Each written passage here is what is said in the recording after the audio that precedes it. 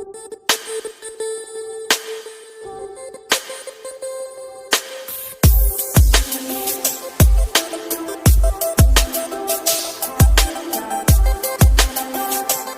बोला जाता है?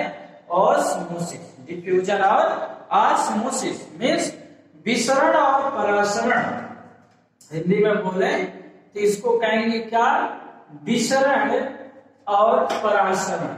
विसरण और परासरण, जिसमें एक तरीके से सेल के अंदर लिक्विड या गैसियस मटेरियल का एक्सचेंज होता है। लिक्विड या गैस मटेरियल का एक्सचेंज होगा, सॉलिड मटेरियल का एक्सचेंज नहीं होगा सेल के अंदर।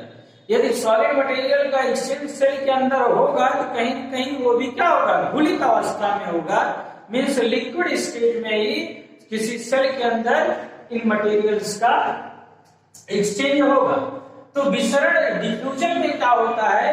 कहा जाता है कि दोनों चीजों में, ठीक है, दोनों चीजों में मटेरियल्स का जो ट्रांसफॉर्मेशन होता है, मीन्स मटेरियल पास होती है, वो high concentration to low concentration चलती है। High concentration to low concentration, ठीक है। डिफ्यूजन या फिर क्या हो? ऑस्मोसिस। डिफ्यूजन या फिर क्या हो? ऑस्मोसिस।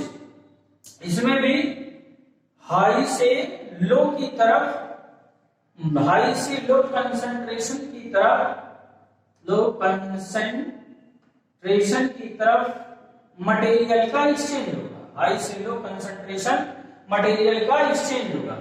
लेकिन अंतर क्या है डिफ्यूजन में? डिफ्यूजन में सेमी परमिएबल मेम्ब्रेन की आवश्यकता नहीं होती है। No need of semi permeable membrane.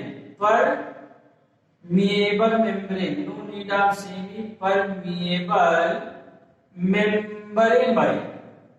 No need of semi permeable membrane की आवश्यकता इसमें नहीं होती है कि जिसमें डिफ्यूजन है। बट ऑस्मोसिस में क्या होता है कि need of semi permeable membrane होता है। Need of semi permeable membrane, semi permeable membrane, ठीक है। इसमें क्या होगा? ऑस्मोसिस में सेमी परमिएबल मेम्ब्रेन की आवश्यकता होती है। ऑस्मोसिस को कहते हैं special type of diffusion. Special type of diffusion, special type of diffusion. Special type of diffusion होता है क्या? ऑस्मोसिस, ठीक है। तो दोनों में, चाहे डिफ्यूजन प्रोसेस हो चाहे ऑस्मोसिस प्रोसेस हो, दोनों में सब्सटेंस मटेरियल का एक्सचेंज हाई से लो कंसंट्रेशन को होगा, चाहे ऑस्मोसिस हो चाहे डिफ्यूजन होगा। लेकिन डिफ्यूजन में सेमी परमिएबल मेम्ब्रेन की आवश्यकता नहीं होती है, बट ऑस्मोसिस में need of semi permeable membrane की आवश्यकता होती है। अब अगली चीज जो है सबसे इंपॉर्टेंट चीज, डिफ्यूजन किस चीज का होगा? तो डिफ्यूजन कहा जा रहा है कि लिक्विड या फिर गैस का होगा। लिक्विड या फिर गैस मटेरियल का डिफ्यूजन होगा। लिक्विड या फिर गैस मटेरियल का क्या होगा? डिफ्यूजन होगा। लेकिन ऑस्मोसिस लिक्विड मटेरियल का होगा। केवल लिक्विड मटेरियल या फिर कह सकते हैं इसको वाटर मॉलिक्यूल का डिफ्यूजन होगा। क्या होगा भाई? लिक्विड मटेरियल या फिर वाटर मॉलिक्यूल का डिफ्यूजन होगा। जैसे कि बात करें, नोट करिएगा आप लोग, कहा जाए कि ये जो डिफ्यूजन के प्रोसेस में, तो पौधों की पत्तियों में जो गैसों का एक्सचेंज होता है, लीव्स में, पौधों की पत्तियों में, लीव्स में जो गैसों का एक्सचेंज होता है, gaseous exchange, gaseous exchange in leaves, पौधों की पत्तियों में गैसियस एक्सचेंज। भाई पौधे कार्बन डाइऑक्साइड लेते हैं, ऑक्सीजन गैस छोड़ते हैं, तो वहां कौन सा प्रोसेस होगा? उनके सेल में डिफ्यूजन होगा। पौधों के द्वारा गैसियस एक्सचेंज लेना मीन्स कार्बन डाइऑक्साइड को लेना और ऑक्सीजन को रिलीज कर देना, वो क्या होगा, डिफ्यूजन होगा। दूसरी चीज, transport of food through phloem tissue, ठीक है, ट्रांसपोर्ट ऑफ फूड, ट्रांसपोर्ट पौधों की बात हो रही है, transport of food through phloem tissue, through phloem tissue, through phloem tissue, phloem tissue पौधों में जाइलम और फ्लोएम, जाइलम मीन्स जल, फ्लोएम मीन्स फल, मतलब फल मीन्स भोजन, ठीक है। तो पौधों में जाइलम टिश्यू के द्वारा जल का ट्रांसपोर्टेशन होता है और फ्लोएम के द्वारा फल का मतलब भोजन का ट्रांसपोर्टेशन होता है। तो पौधों में भोजन का जो ट्रांसपोर्टेशन होता है किस कौन सी प्रोसेस है, डिफ्यूजन होगी, विसरण होगी, ठीक।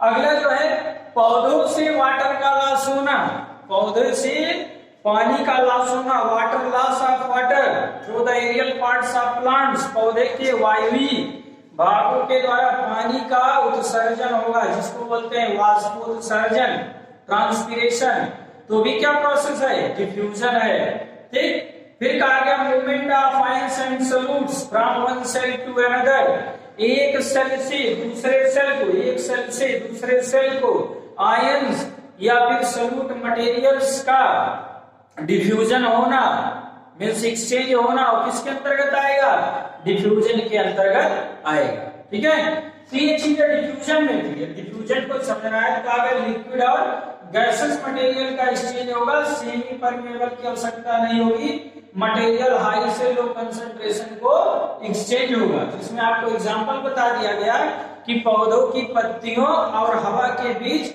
गैसों का एक्सचेंज, पौधों के फ्लोएम टिश्यू के द्वारा भोजन का एक्सचेंज, या फिर बोला गया कि एक सेल से दूसरे सेल को आयन या सॉल्यूट पार्टिकल्स का एक्सचेंज, या फिर कहा गया पौधे के वायवीय भागों के द्वारा उनकी तना, पत्ती, फल, फूल के द्वारा जल के नाश करने का, जल का वाष्प के रूप में उत्सर्जन मींस वाष्पोत्सर्जन की क्रिया, वो क्या है, डिफ्यूजन है, विसरण है। इसे पूछा जाता है कि पौधों के द्वारा वाष्पोत्सर्जन की क्रिया क्या है, विसरण है, परासरण है, दोनों है, कोई भी नहीं है। तो पौधों में वाष्पोत्सर्जन की क्रिया क्या है, विसरण है, ठीक है। Transpiration means loss of water क्या है, डिफ्यूजन है। चलिए ऑस्मोसिस जो बताया गया कि स्पेशल टाइप ऑफ ऑस्मोसिस क्या बताया गया, स्पेशल टाइप ऑफ डिफ्यूजन है, जिसमें हाई से लो कंसंट्रेशन वाटर मॉलिक्यूल का क्या होता है, ट्रांसपोर्टेशन होता है, need of semi permeable membrane, इसमें सेमी परमिएबल मेम्ब्रेन की आवश्यकता होती है ऑस्मोसिस में। फिर बताया गया कि इसमें लिक्विड या वाटर मॉलिक्यूल का एक्सचेंज होता है, ठीक है। एग्जाम्पल की बात करें तो पौधों से के रूट और स्टेम से, ठीक है, वाटर फ्रॉम सॉइल, ठीक है, रूट के द्वारा वाटर का जो एब्जॉर्प्शन होगा, water from soil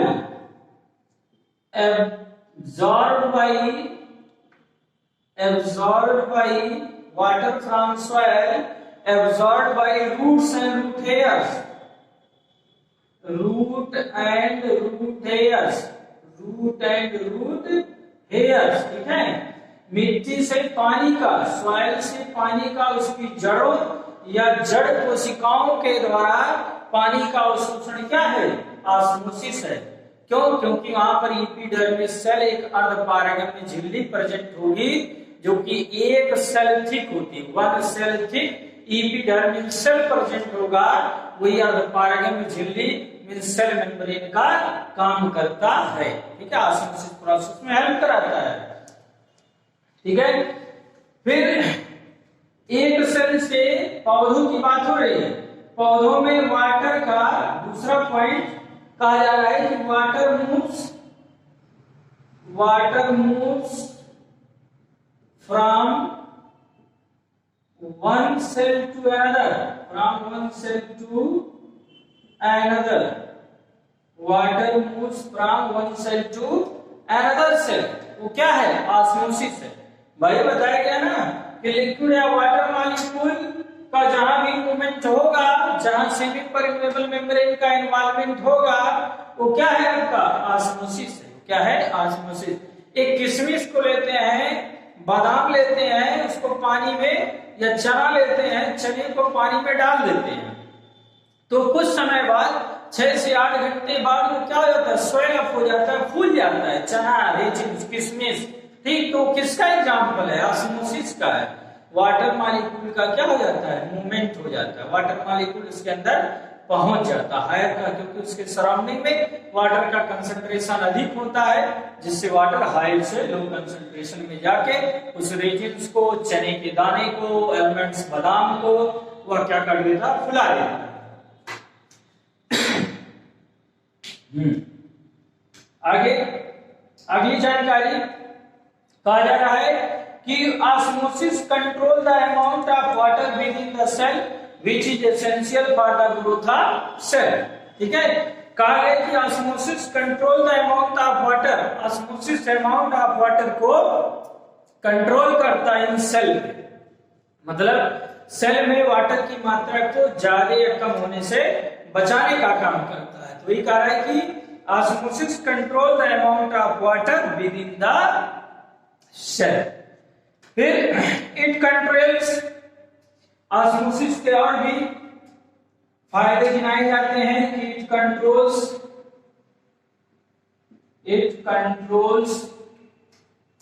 various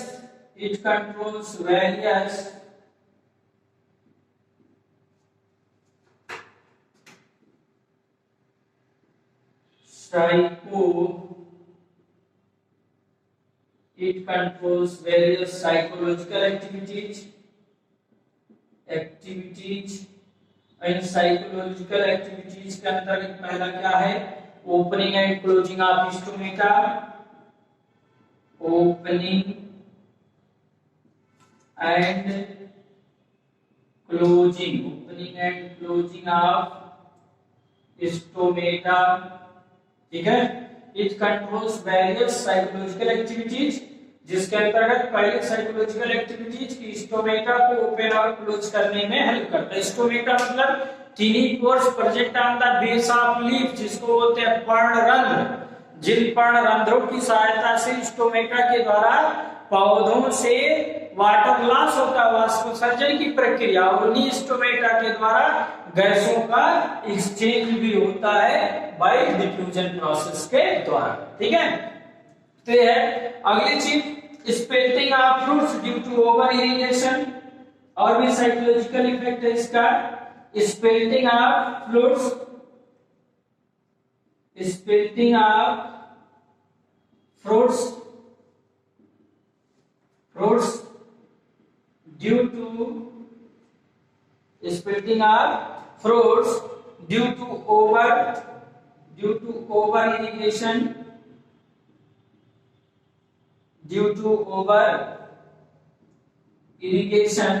due to over irrigation, ठीक है।